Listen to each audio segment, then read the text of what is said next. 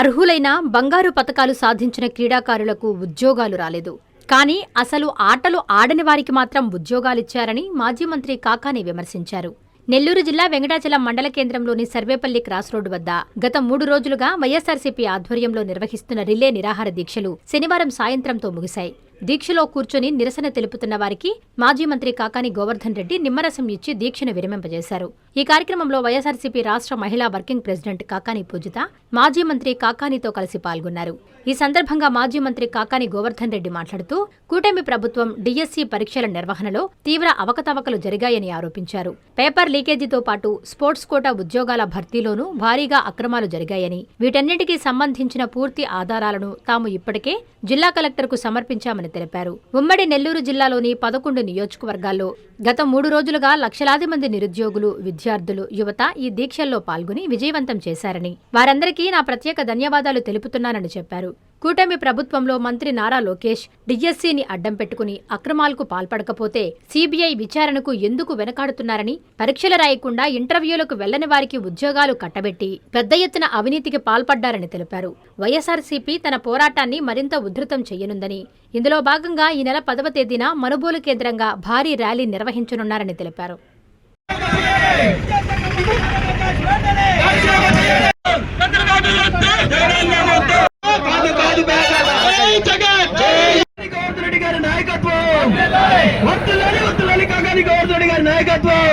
ఆంధ్ర రాష్ట్రంలో డిఎస్సి నిర్వహణలో జరిగినటువంటి అనేక అవకతవకల పట్ల వైఎస్ఆర్ కాంగ్రెస్ పార్టీ ప్రతిపక్షంలో ఉన్న బాధ్యత తీసుకొని మా నాయకుడు మాజీ ముఖ్యమంత్రులు వైఎస్ జగన్మోహన్ రెడ్డి గారి ఆదేశాల మేరకు అలుపెరగినటువంటి పోరాటం చేస్తున్నటువంటి విషయం ప్రజలందరికీ తెలిసింది.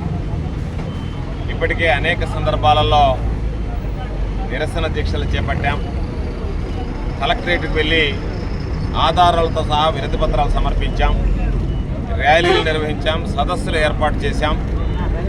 ఈరోజు 3 రోజుల పాటు రాష్ట్ర వ్యాప్తంగా రిలే నిరాహార దీక్షలు 6, 7, 8 తేదీల్లో నిర్వహించడం జరిగింది.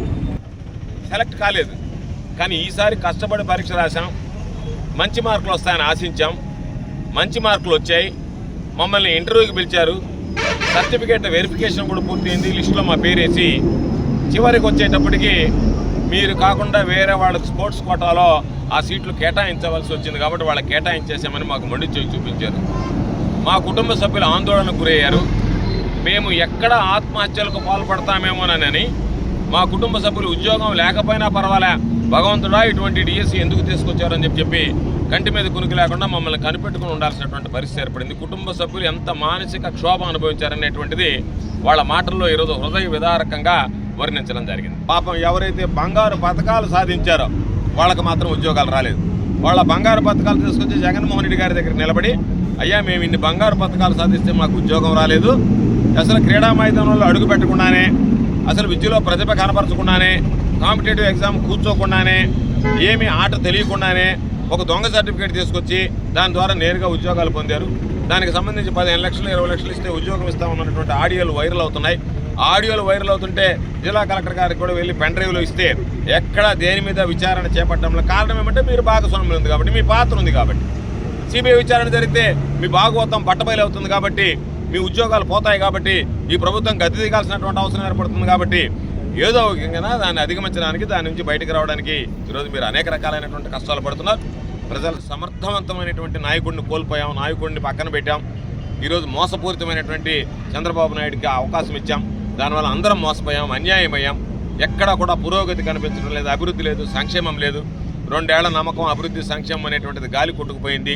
ఎక్కడన్నా ఈ నియోజకవర్గంలో సోమిరెడ్డి కాయకం తిరుగుతుంటే 10 ఇళ్ళు పట్టుమని తిరగలేనటువంటి పరిస్థితి. నాకు తెలిసినంత వరకు మీడియా వాళ్ళు వెంట వెళ్ళి, అయ్యా రోజుకు ఒక 100 ఏళ్ళు తిరగమంటే ఇక్కడ ఒక ఫోటో, ఆ పక్కకు ఒక ఫోటో, ఈ పక్క ఒక ఫోటో, ఒక్కొక్క యాంగిల్లో ఒక్కొక్క ఫోటో కొట్టుకొని నేను 10 ఇళ్ళు తిరిగానని చెప్పి వెళ్ళిపోవడం తప్ప ఒక ఇంటి ముందుకు పోయి మీ సమస్యలు ఏందని అడిగేటువంటి పరిస్థితులు లేరు. ఎందుకంటే తెలుగుదేశం పార్టీ శ్రేణులు తిరగబడుతున్నాయి గ్రామాల్లో. ప్రభుత్వం ఏర్పడిన వెంటనే జగన్మోహన్ రెడ్డి గారు ముఖ్యమంత్రి కాగానే దీని మీద పూర్తి స్థాయి విచారణ జరిపి ఎవరైతే అన్యాయంగా అక్రమంగా ఉద్యోగాలు పొందారో వాళ్ళతో పాటు పాపం ఈరోజు వాళ్ళ అక్రమంగా అన్యాయంగా ఉద్యోగాలు పొందినటువంటి స్థానంలో నిజమైనటువంటి అర్హులైనటువంటి వాళ్ళకి ఉద్యోగాలు కల్పించేటువంటి విధంగా వైఎస్ఆర్ కాంగ్రెస్ పార్టీ ప్రభుత్వం అధికారంలోకి వచ్చిన తర్వాత చర్యలు చేపట్టడం జరుగుతుందని చెప్పి ఈ సందర్భంగా తెలియజేస్తూ జిల్లా వ్యాప్తిగా బ్రహ్మాండంగా జరిగాయి.